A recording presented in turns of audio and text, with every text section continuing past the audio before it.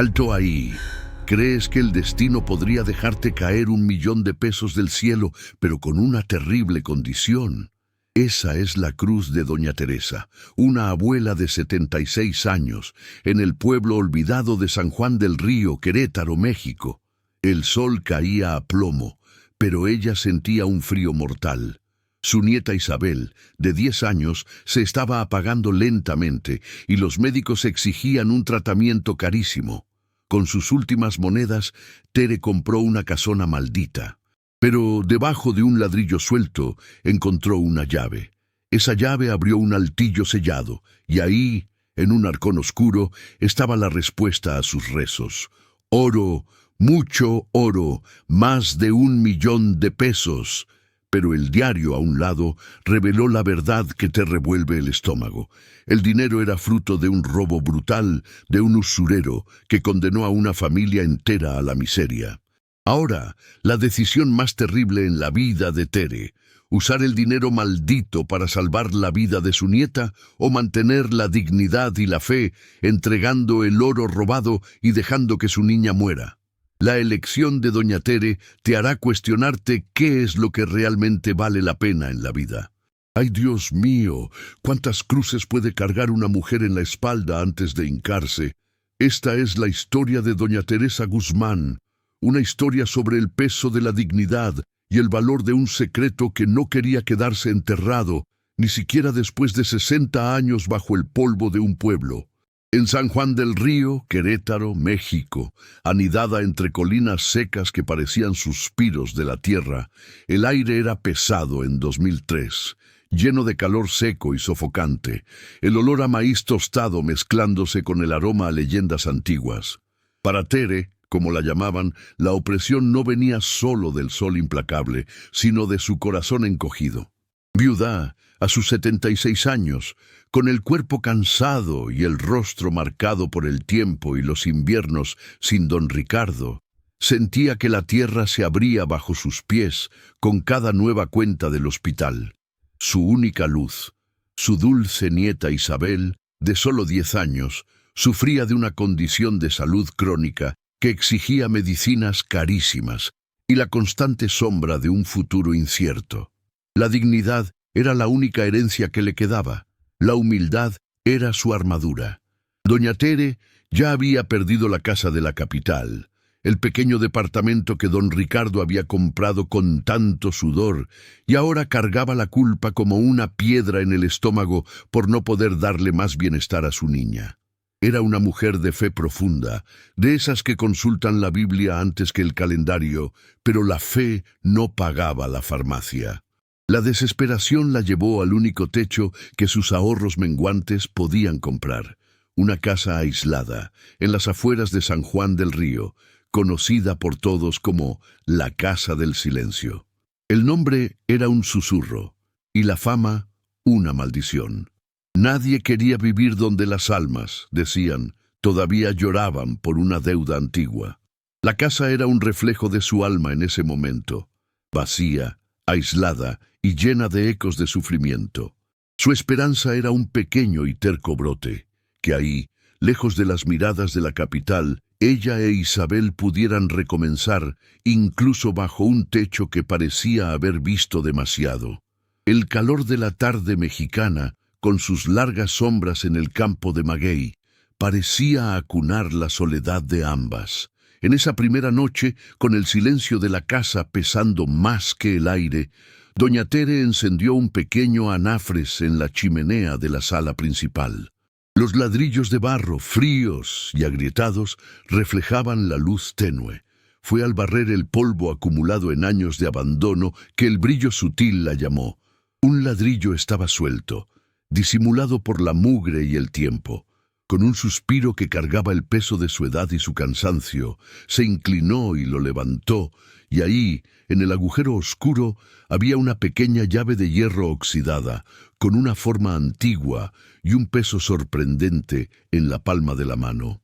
No era oro, pero parecía tener un valor incalculable, una invitación silenciosa del pasado al presente. Sus ojos castaños, que ya habían derramado tantas lágrimas, brillaron con una curiosidad repentina, mezclada con el miedo que solo lo desconocido puede traer. No se trataba de un fantasma o aparecido, sino de la llave del único cuarto de la casa que estaba sellado con tablones oscuros y antiguos, el altillo. Ella compró esa casa maldita por pura necesidad, pero la llave que encontró abrió la puerta a un secreto más peligroso que cualquier fantasma.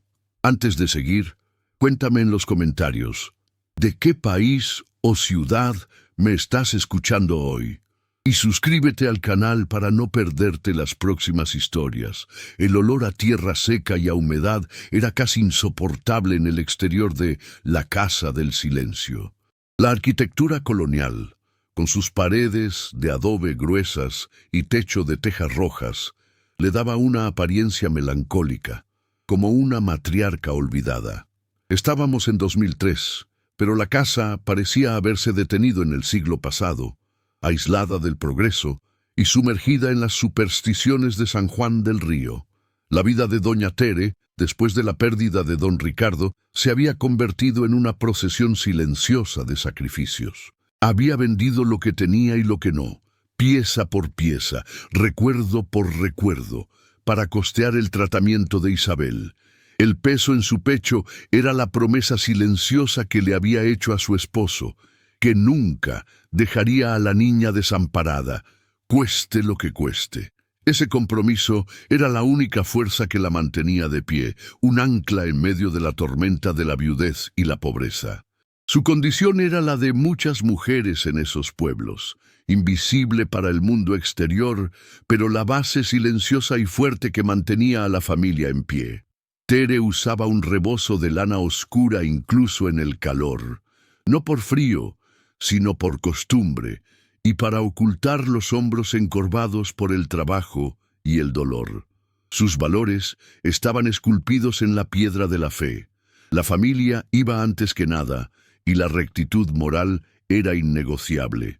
Veía a Dios en cada pequeña flor que brotaba en el campo árido, y confiaba en la providencia divina, incluso cuando la despensa estaba vacía. Pero la escasez financiera, mantenida con dignidad, era un arma de doble filo, pues le impedía buscar la ayuda que necesitaba. El miedo al chisme y al juicio social, tan presente en pueblos pequeños, la mantenía aislada y orgullosa. El traslado de sus pocas pertenencias a la casa se hizo en la caja de una camioneta vieja prestada por un vecino distante. La sala principal, con sus vigas oscuras y un altar improvisado para la Virgen de Guadalupe, se convirtió en el centro de su nueva y solitaria vida. El aislamiento físico de la casa, lejos de la plaza central y de la iglesia, acentuaba su soledad. Doña Tere, habituada al bullicio de la ciudad, ahora solo oía el silbido del viento en las tejas y el canto distante de los gallos. La atmósfera de la casa era extraña. No había olor a polvo común, sino un aroma dulce y sutil, casi como a incienso antiguo, que no lograba identificar. Era como si la casa estuviera llena de presencias invisibles, de historias no contadas que se rehusaban a callar. Isabel, con su piel pálida y sus grandes ojos asustados, intentaba ser valiente para su abuela, pero su cansancio era visible.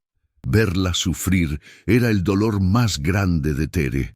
Pensaba, si Dios permite este sufrimiento, debe haber un propósito. Pero ¿cuál, mi señor? ¿Cuál? Se culpaba por no haber sido más previsora, por no haber tenido más suerte en la vida. Su sabiduría práctica decía que la suerte se construye, pero la realidad le mostraba que, a veces, el destino tiene sus propios planes. La visión de Isabel tosiendo, agarrándose al pequeño rosario que su abuela le había dado, le partía el corazón en 1000 pedazos. Aquel pequeño ser inocente, dependiendo de ella, era su fuerza y su mayor vulnerabilidad. El pueblo de San Juan del Río era pintoresco, con su iglesia barroca y la plaza central donde la gente se reunía bajo la sombra de los árboles para intercambiar chismes y saludos. Pero para doña Tere, que apenas salía de la Casa del Silencio, el pueblo era un paisaje para ser contemplado de lejos. un lugar donde no se sentía bienvenida. Era la forastera, la viuda que lo perdió todo, y la mirada curiosa de las vecinas, la única vez que fue al mercado, la hizo replegarse en su concha de orgullo. Sabía que el chisme era el veneno de los pueblos y no quería dar motivos. Las paredes de su nueva casa eran blancas y gruesas, protegiéndola del calor del día, pero parecían guardar un frío interno, una tristeza que se rehusaba a irse. La arquitectura austera, con sus pocas y pequeñas ventanitas, reforzaba la sensación de estar en un refugio, pero también en una prisión. El patio interno, con solo un nopal solitario y algunos ladrillos rotos, era un recordatorio constante de su nueva condición, la de una mujer que estaba reconstruyendo la vida a partir de las ruinas, tanto las de la casa como las de su alma. Y la llave, pesando en el bolsillo de su delantal, era el único eslabón entre el presente de dolor y un pasado desconocido que estaba a punto de desenterrar. El calor era implacable, ese sol mexicano que agrieta la tierra y quema la esperanza. Doña Tere intentaba refrescarse a sí misma y a Isabel con agua de limón endulzada, pero el calor parecía venir de dentro de las paredes de adobe, un calor que no era solar, sino de un secreto guardado. Observaba a Isabel dormir, el pecho subiendo y bajando de manera débil. El miedo era un compañero constante, una presencia que se instalaba en la mesa y le impedía sonreír por completo. La escasez forzaba a doña Tere a ser creativa. Plantó algunas semillas de maíz y frijol en el pequeño patio, pero sabía que la cosecha sería incierta y lenta. El reloj biológico de Isabel, sin embargo, corría rápido. Con cada día que pasaba, el peso de ser la única proveedora de su nieta le recordaba que la fe necesitaba acción y que la dignidad, a veces, era un lujo caro. Se agarraba a la imagen de la Virgen de Guadalupe, repitiendo la oración: «Madre, no me desampares en este desierto de angustia». La casa era grande, silenciosa, pero cada crujido y cada sombra en el crepúsculo parecían cargar la historia de quien allí vivió y sufrió. Sentía el peso del aislamiento, la sensación de que si algo pasaba, nadie la oiría a kilómetros de distancia del centro del pueblo. Su vulnerabilidad física, dada la edad, se sumaba a la vulnerabilidad financiera, haciendo de la llave en su bolsillo no solo una promesa, sino una amenaza. Extrañaba las mañanas en la capital, el ruido de los carros, la comodidad de tener vecinos cercanos. Pero ese capítulo estaba cerrado. Ahora estaba en la tierra de los nopales y las montañas áridas de Querétaro, donde la vida era más lenta y los secretos más profundos.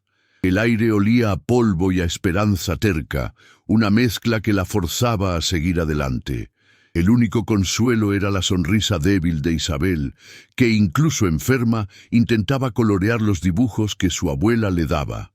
Ver la resiliencia de la niña era lo que impedía a Tere entregarse a la desesperación. Era una mujer guerrera y haría lo que fuera necesario para proteger a la única familia que le quedaba, incluso si eso significaba enfrentar un pasado sombrío que ni siquiera conocía. El futuro dependía de esa llave, de ese secreto que planeaba en el altillo. La arquitectura colonial, con sus corredores oscuros y el revoque descascarado, era un recordatorio constante de la decadencia. La casa necesitaba reparaciones urgentes en el techo y en las ventanas, pero no había pesos para eso. El peso del tiempo y de la historia estaba por todas partes. Doña Tere se sentó en el umbral de la puerta, sintiendo el calor seco del suelo de cemento y el olor a tierra mojada de un regador solitario, meditando sobre lo que haría. El sol se puso rápidamente, pintando el cielo de San Juan del Río con tonos de naranja y púrpura. Era la hora en que los miedos se agigantan. Doña Tere encendió la lámpara de querosén, la luz tenue apenas iluminando la sala. Tomó la llave de hierro. El metal frío en su mano era el eslabón entre su dolor y el milagro que necesitaba. La curiosidad era un fuego incontrolable. Iba a subir, pero antes rezaría un rosario completo por su valor y, sobre todo, por el alma de don Ricardo. La llave, con su pátina de óxido y la promesa de un secreto, no la dejaba descansar. Con cada caricia que le daba al cabello fino de Isabel, con cada dosis de medicina que la niña tomaba con una sonrisa forzada, la necesidad de dinero volvía a quemarle la garganta. El altillo era el último lugar de la casa que permanecía un misterio, sellado con tablones gruesos, clavados en la entrada de una escalera estrecha, casi escondida detrás de un estante de libros vacío. Los vecinos le habían advertido: «No toque el altillo, doña Tere, allí duermen los pecados antiguos de la casa». Pero el miedo a perder a Isabel era mayor que cualquier aparecido o superstición, y la curiosidad, esa semilla peligrosa, la impulsaba. El evento incitante ocurrió un martes, el día en que el sol parecía más cruel, y el sobre de la farmacia llegó, anunciando que las medicinas de Isabel tendrían un aumento al mes siguiente. Ese pedazo de papel fue la gota que derramó el vaso. Una mujer de fe como Tere sabía que Dios no desamparaba, pero también sabía que la providencia divina usaba las manos y las decisiones de los hombres. Con un suspiro de resignación y una mirada rápida a la imagen de la Virgen, tomó la llave en el delantal, una herramienta antigua que parecía más pesada que una pala. No estaba buscando oro, sino un alivio, una respuesta, un milagro. La escalera para el altillo era empinada y crujía a cada paso, un gemido de madera vieja que resonaba en el silencio de la casa. La llave, a su vez, no encajó en la cerradura antigua a la primera. Tuvo que intentar 3 veces, y en cada una de ellas sentía un escalofrío en la espalda, como si una mano fría la estuviera advirtiendo que se detuviera. Finalmente, con un clic seco y fuerte, la puerta se abrió a una negrura espesa, llena de un olor dulce y empalagoso a cosa vieja y papel. Doña Tere dudó por un momento, la mano en el pomo, su corazón latiendo un ritmo apresurado. Pero la imagen de Isabel, frágil y dependiente, le dio el valor que necesitaba. Empujó la puerta. El haz de luz que entraba por una pequeña ventana polvorienta reveló lo que no era un fantasma, sino un secreto que podría ser mucho más peligroso. Un arcón de cuero antiguo, oscuro y pesado, en el centro del altillo. El arcón estaba cubierto por un manto de telaraña y polvo, pero su forma era inconfundible. A un lado, un baúl menor y abierto contenía solo un diario de tapa negra. La curiosidad de Tere era ahora una fuerza incontrolable. Con la luz tenue que se filtraba por el tejado, se acercó. Tocó el arcón con la punta de los dedos, sintiendo la textura áspera del cuero envejecido. El arcón estaba cerrado con llave, pero el diario no. Al abrirlo, sus manos temblaban y las páginas amarillentas olían a tiempo perdido. Era el diario de un hombre datado de 60 años atrás, con una caligrafía fina y presuntuosa. Se describía como un usurero de San Juan del Río, un hombre sin piedad que había acumulado su fortuna robando tierras e hipotecando la miseria de las familias más pobres de la región. Con cada línea que Tere leía, el aire en el altillo parecía volverse más denso. El nombre del usurero era Don Justino, un hombre del que vagamente recordaba haber oído hablar, siempre en susurros de desgracia e injusticia. El peso de las palabras era mayor que el peso del arcón. El diario era un registro minucioso de cómo Justino había engañado a una familia humilde, los Reyes, quitándoles sus tierras de plantación de maguey y el dinero que sería para la dote de la hija, dejándolos en la absoluta ruina. Lo peor vino en la última página, donde el usurero confesaba que todo su dinero, el fruto de su avaricia, estaba guardado en el arcón, junto con un diario anterior. Había muerto de repente, antes de poder disfrutar su fortuna, y el diario terminaba con una frase fría y fatal: «Que el dinero que robé queme las manos de quien lo encuentre». El arcón no contenía un fantasma, sino una maldición moral. El dinero, el oro y las joyas que resolverían la vida de Isabel eran fruto de un pecado mortal, de un robo que había arruinado a una familia. El dilema de doña Tere era la elección entre la salvación financiera inmediata de su nieta y la rectitud moral que siempre la había guiado, la fe que la mantenía de pie. El escalofrío que sintió no era de frío, sino de la conciencia. El altillo guardaba un tesoro y una encrucijada y sabía que para salvar a Isabel tendría que enfrentar no solo la enfermedad, sino el peso moral de ese secreto. El destino acababa de poner el precio de la honestidad en su camino. Se agarró al estante, el cuerpo débil cediendo bajo el peso de la revelación. El calor en el altillo no era solo del sol, sino de una brasa de injusticia que ardía desde hacía décadas. El diario hablaba de hectáreas de tierra tomadas, de familias expulsadas, de una vida entera de trabajo transformada en cenizas por la usura de don Justino. El villano no era sobrenatural, era la avaricia humana, y ahora ella estaba ligando su vida al destino de ese hombre. La escalera hacia la sala parecía infinita. El sol de Querétaro, que siempre le había parecido de Dios, ahora le parecía de fuego, un juez implacable observando su alma. Cerró el altillo, clavando los tablones de vuelta con la fuerza que venía de la desesperación, intentando sellar el secreto de nuevo, pero era demasiado tarde. El peso del oro y el peso de la culpa estaban ahora en su casa, bajo su techo. Bajó la escalera sintiéndose más vieja y más débil de lo que jamás se había sentido. Su única motivación para seguir adelante, el amor por Isabel, era ahora el cabo de una espada que cortaba su propia moralidad. La decisión de seguir adelante, de enfrentar el misterio y la maldición, fue tomada en la mirada de Isabel, que tosió levemente, llamándola de vuelta a la realidad.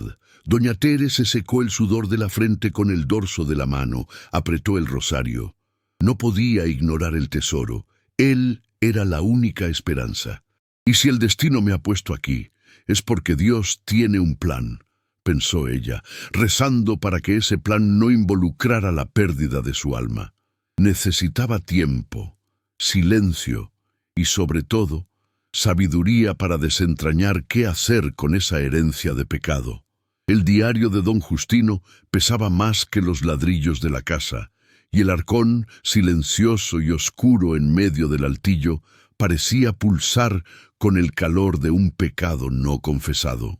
Doña Tere lo cubrió de nuevo con la sábana polvorienta, pero el olor a papel viejo y a avaricia permaneció en sus narinas. ¿Qué hacer? El dinero lo resolvería todo. El tratamiento de Isabel, el sustento de ambas, el fin de esa angustia que la asfixiaba. Pero, al mismo tiempo, tocar ese oro era como darle la mano a don Justino, manchar su alma con la injusticia que ella siempre abominó. El dilema la consumía, haciéndola rezar el rosario más de 10 veces al día, arrodillada ante su altar sencillo.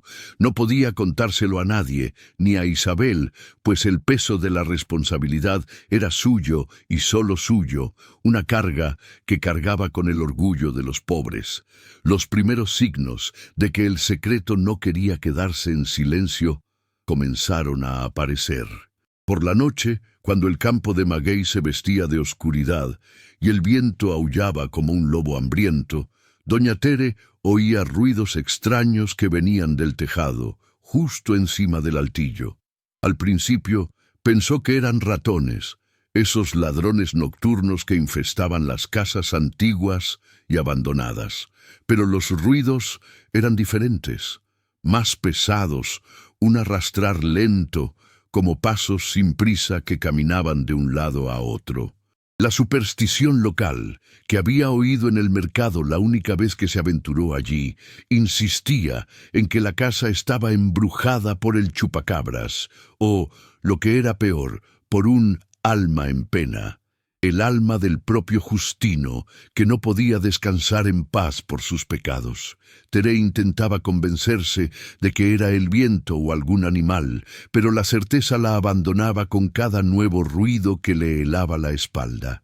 La incomodidad aumentaba cuando intentaba abrir el arcón de nuevo. El diario, con la llave oxidada que lo acompañaba, estaba sobre la mesa de la sala, debajo de su rebozo. Pero cada vez que reunía el valor para ir hasta el altillo, la llave desaparecía. Buscaba, revolvía el delantal, los bolsillos de la falda, y la llave no estaba por ningún lado, como si hubiera sido llevada por una corriente de aire frío.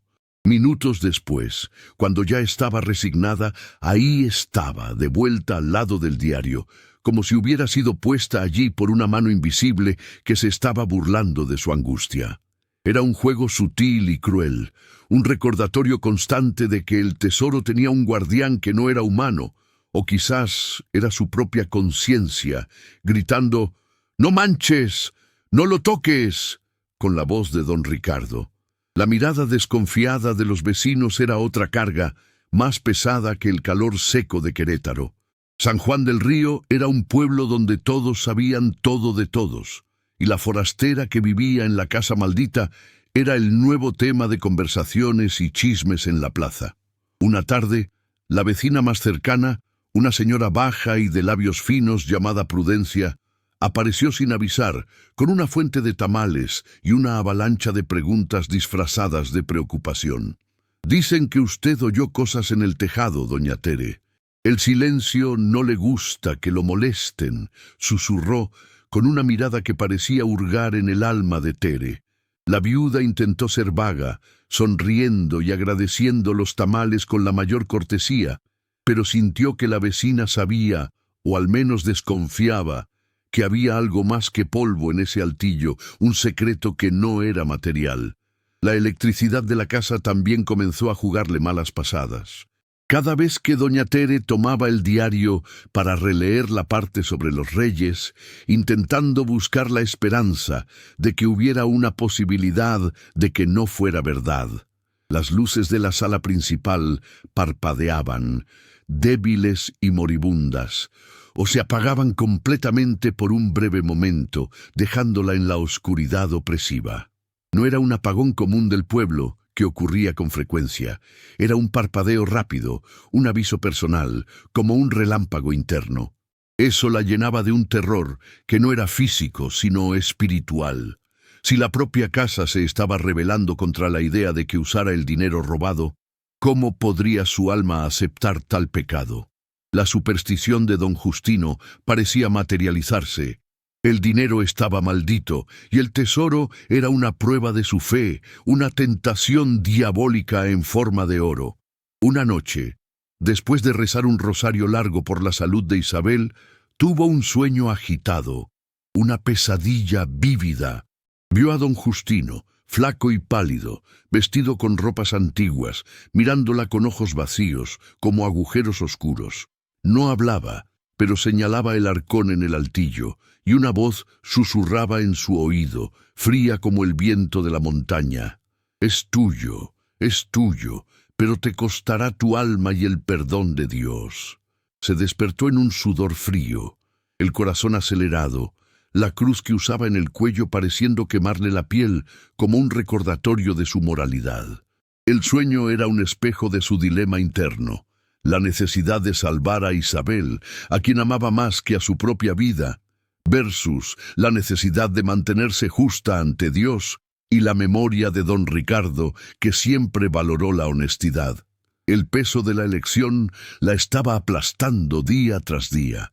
El miedo a que la verdad saliera a la luz antes de que tomara una decisión justa la hacía esconder el diario y la llave en los lugares más inusuales, debajo del colchón, dentro de un bote de harina.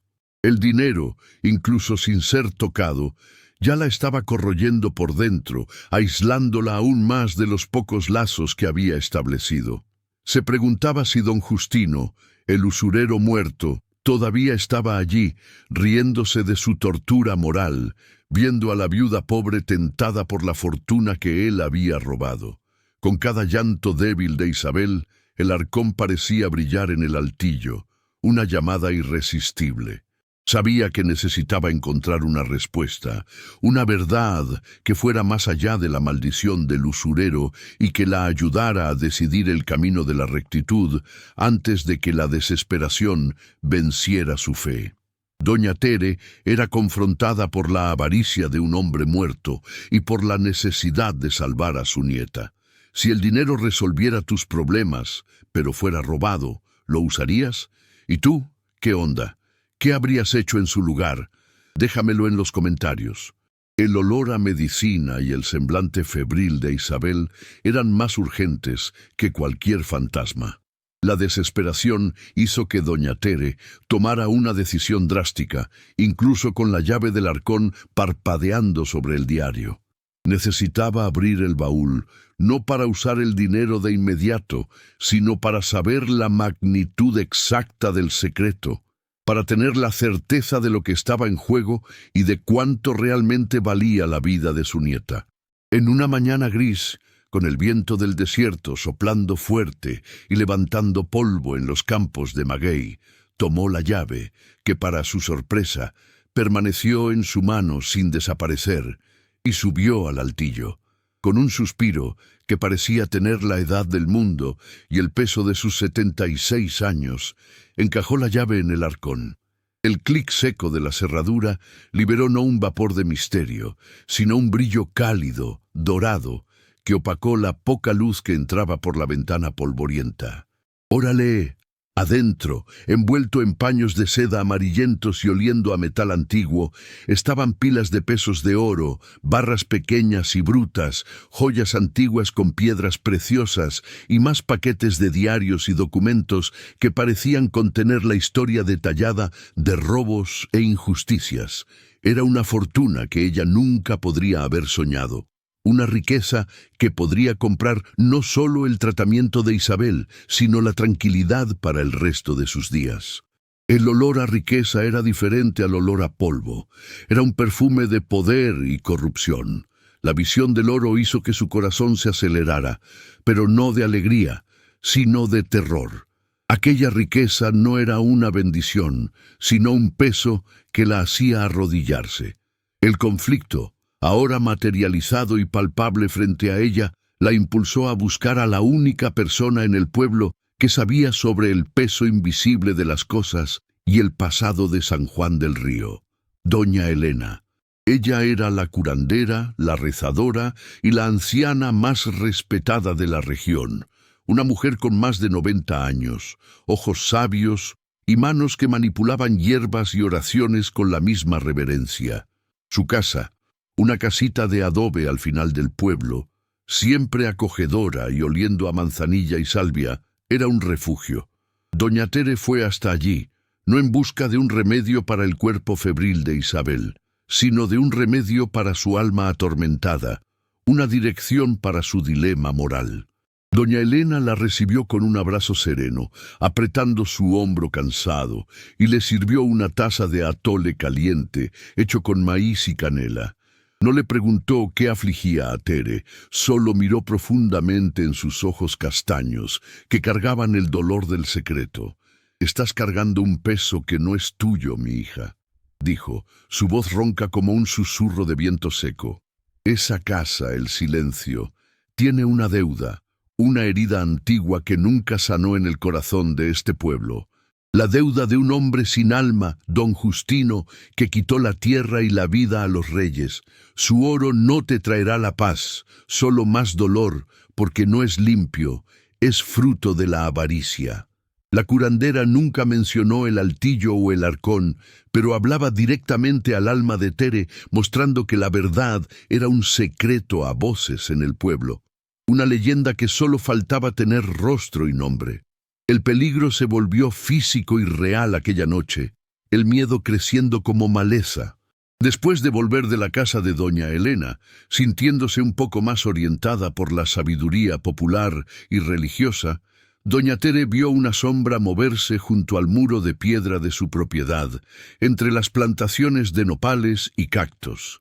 Era un hombre extraño, alto, pálido, con una mirada hambrienta que parecía buscar algo en el suelo, hurgando en las grietas. ¿A poco?, pensó, no era del pueblo, eso era seguro, pues su rostro era desconocido y su ropa urbana. Su corazón se disparó como una campana rota. Sería el heredero legítimo del usurero que venía a buscar la fortuna. O, peor, un criminal que sabía de los rumores del tesoro. Se escondió detrás de la ventana y rezó, conteniendo la respiración. El hombre desapareció tan rápido como apareció, dejando en Tere la certeza de que el secreto ya no era solo de ella y que la avaricia no había muerto con Justino. El miedo creció.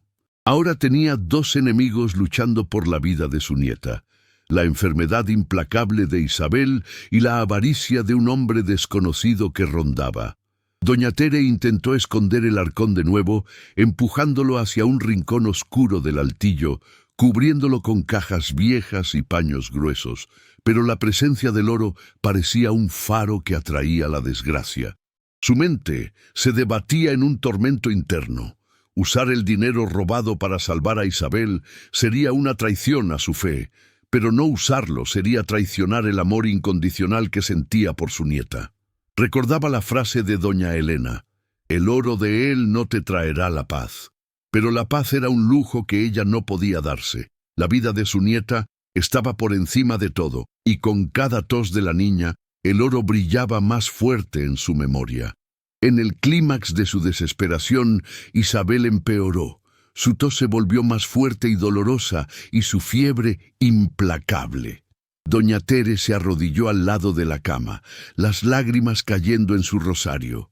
Tomó la llave de nuevo, determinada a ir a la capital al día siguiente.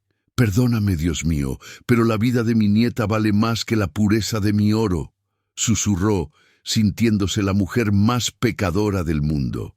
Estaba lista para cambiar el oro por dinero limpio y pagar el tratamiento. Pero al abrir la puerta de la sala para buscar agua, vio un recado anónimo pegado en la madera: «Lo que es robado no compra salud, doña Tere». El aviso final era claro y le heló la sangre. La comunidad, o alguna fuerza que la protegía, sabía de su dilema. Estaba siendo observada y la verdad exigía que el enfrentamiento se hiciera no con el ladrón, sino con su propia alma. El día de la fiesta de la Virgen de Guadalupe llegó, trayendo un clima de fervor religioso y esperanza a San Juan del Río. La plaza central estaba llena de fieles. El olor fuerte a incienso se mezclaba con el de tamales calientes y chocolate espeso, y el sonido festivo de las campanas de la iglesia, convocando la procesión, llenaba el aire opresivo. Doña Tere estaba en el ápice de su dilema, vestida de negro, con el oro del arcón escondido bajo una sábana en el altillo, y la fiebre de Isabel en un pico peligroso que parecía robarle la vida. Había conseguido un pequeño préstamo con doña Elena para la medicina del día, pero sabía, con el corazón en pedazos, que el tratamiento real exigiría la fortuna robada, la única salvación material que poseía. El peso de la elección era insoportable, aplastando sus hombros encorvados por la edad. Podía tomar el oro en secreto, desaparecer en la capital con Isabel, y nadie en el pueblo, ni siquiera el hombre pálido que rondaba, sabría lo que pasó. Salvaría la vida de la nieta, pero viviría el resto de sus días con la mancha moral, sabiendo que la vida de Isabel había sido comprada con el sufrimiento de otros, con la injusticia que ella tanto despreciaba. O podía seguir el camino de la rectitud, buscar a los descendientes de la familia Reyes o a la comunidad, restituir el dinero y rezar por un milagro para Isabel. El amor incondicional por su nieta y el miedo a la pérdida luchaban una batalla cruel contra la fe y la moral que habían guiado su vida entera. La confrontación final fue interna. Allí, en medio de la multitud que celebraba la fe, al lado de doña Elena, la curandera no dijo nada, solo sostuvo su mano, cálida y temblorosa, y señaló con una mirada significativa la imagen de la Virgen de Guadalupe, que era cargada en una anda cubierta de flores de cempasúchil vibrantes. En ese momento de profunda devoción popular, doña Tere sintió la presencia de Dios no como un juez severo listo para condenarla, sino como un padre que le pedía el sacrificio supremo de la honestidad, la prueba final de su fe. Recordó la promesa que le había hecho a don Ricardo, no solo de proteger a Isabel, sino de criarla con el corazón limpio de cualquier pecado o mentira. No podía darle a su nieta una vida basada en una mentira, en un pecado que no era suyo, pero que ella asumiría si usaba el oro. Con la voz embargada por la emoción y el corazón latiendo fuerte, al ritmo de los tambores de la procesión, se giró hacia doña Elena, su sabia confidente. El oro es de los reyes, Elena, y del pueblo que Justino robó. No voy a tocarlo. Yo confío en Dios para salvar a Isabel, no en el dinero de un hombre sin alma. La decisión estaba tomada, firme como las montañas de Querétaro. Era la pérdida inmediata de la seguridad financiera a cambio de la redención del alma y el perdón de la comunidad, la prueba de que la fe, para ella, venía primero. Doña Elena apretó su mano y sonrió, una sonrisa que iluminó su rostro arrugado. El bien genera el bien, Teresa. La verdadera riqueza está en lo que llevas en el corazón, no en el arcón que esconde la culpa.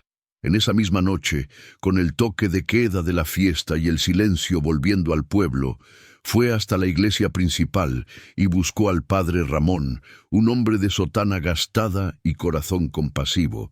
Entre lágrimas de alivio y miedo, doña Tere reveló el secreto del altillo, el diario detallado y el oro robado, el fardo que la estaba matando lentamente. El padre escuchó todo en silencio y estuvo de acuerdo inmediatamente con la decisión de restitución. Juntos, idearon un plan sencillo, pero valiente. El dinero sería devuelto a la comunidad y el diario de Justino, leído en la plaza, para que la justicia, después de 60 largos años de silencio, finalmente fuera hecha. Doña Tere sintió un alivio inmenso, como si el peso del arcón y de los años de angustia se hubieran desprendido de sus hombros cansados. El clímax no fue una lucha física contra lo desconocido, sino una victoria moral abrumadora sobre la tentación y el miedo. Doña Tere eligió el camino más difícil, el camino de la fe y la rectitud, corriendo el riesgo de no conseguir el tratamiento inmediato de su nieta. Transformó el secreto del usurero en un acto de justicia, probando que su dignidad valía más que el oro más reluciente. La esperanza no había muerto, solo había cambiado de dirección, dejando el arcón de cuero e instalándose más fuerte que nunca en el corazón de la viuda que confiaba en la providencia divina.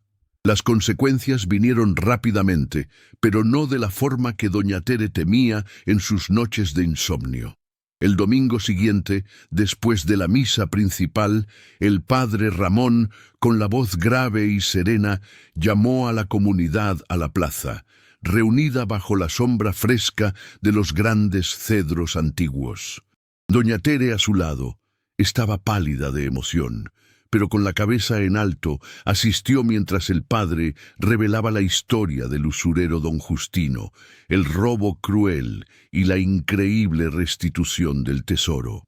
Cuando mostró el oro y las joyas, hubo un silencio de shock que fue seguido por un murmullo de gratitud y asombro por la actitud de la viuda. La justicia, al fin, había llegado, traída por las manos de una forastera que prefirió el honor al confort. La primera cosa que la comunidad unida hizo, liderada por doña Elena y el padre Ramón, fue encontrar y honrar a los descendientes de la familia Reyes, que todavía vivían en la miseria a causa de aquel robo antiguo. Una parte considerable del dinero les fue devuelta, aliviando la carga de generaciones. El resto del oro, que era una suma enorme para el pueblo, fue destinado a un fondo para la construcción de una pequeña y tan necesaria clínica de salud. El hombre pálido, que rondaba la casa y simbolizaba la avaricia que aún planeaba, nunca más fue visto. El secreto había sido revelado, y la maldición rota por la honestidad de Tere. Doña Tere, de repente, ya no era la forastera aislada. Se convirtió en una figura de respeto e inspiración, una matriarca amada que había rescatado el honor del pueblo. El verdadero milagro, el milagro por el que había rezado durante meses, vino después, mostrando que la bondad es una semilla que da frutos. La comunidad, tocada y unida por la rectitud moral de Tere, abrazó la causa de Isabel con fervor. Las vecinas, incluida la chismosa Prudencia, se turnaban para cuidar de la niña y llevarle caldos nutritivos. El dinero inicialmente destinado a la construcción de la clínica fue temporalmente usado, con la bendición de todos, para llevar a Isabel a un hospital especializado en la capital. La bondad de Tere generó una red de amor, solidaridad y apoyo que el dinero sucio de Justino jamás compraría. Isabel inició el tratamiento y con la oración y el apoyo incondicional de la comunidad, su salud comenzó a mejorar de forma sorprendente. La casa, antes la Casa del Silencio, perdió el apodo. Ahora era solo la casa de Doña Tere, llena de vida, risas de niños y el olor a tamales hechos con amor por los vecinos. La lección moral era clara, como el agua fresca que baja de las montañas de Querétaro. La fe y la rectitud moral son monedas que valen más que el oro robado. La honestidad, aunque dolorosa y arriesgada, genera una recompensa que el dinero solo no puede ofrecer: la dignidad, el amor y el apoyo comunitario. Doña Tere evolucionó de una viuda vulnerable y aislada a una matriarca que trajo la redención y la cura para sí y para el pueblo entero. Había transformado la maldición de Justino en una bendición colectiva. El desenlace no podía ser más justo y lleno de esperanza. Isabel se recuperó completamente y creció bajo la protección de una abuela sabia y una comunidad agradecida. El arcón, ahora vacío de oro, permaneció en el altillo, no como un tesoro, sino como un recordatorio silencioso del dilema que unió al pueblo y de la fuerza de la fe de una mujer. La historia de Doña Tere se convirtió en una leyenda susurrada en las plazas, un cuento de que la bondad, incluso cuando nadie está mirando, es la fuerza más poderosa del mundo. Que la providencia divina no desampara a sus hijos, especialmente a aquellos que eligen la luz sobre la oscuridad y que colocan la justicia por encima de la avaricia. Pero dime tú, que me estás escuchando hasta ahora y caminando codo a codo con Doña Tere en esta jornada, si estuvieras en el lugar de la viuda, con la vida de un ser querido en riesgo y el oro maldito en tus manos, ¿cuál sería tu límite moral? ¿Habrías tocado el oro o confiado en la justicia divina? Como ella hizo, piénsalo con cariño. Si esta historia de fe y justicia tocó tu corazón y reforzó que la bondad vale la pena, compártela con alguien que necesite oír ese mensaje de esperanza. Y suscríbete para continuar esta jornada de historias conmigo. Muchísimas gracias y que Dios te bendiga.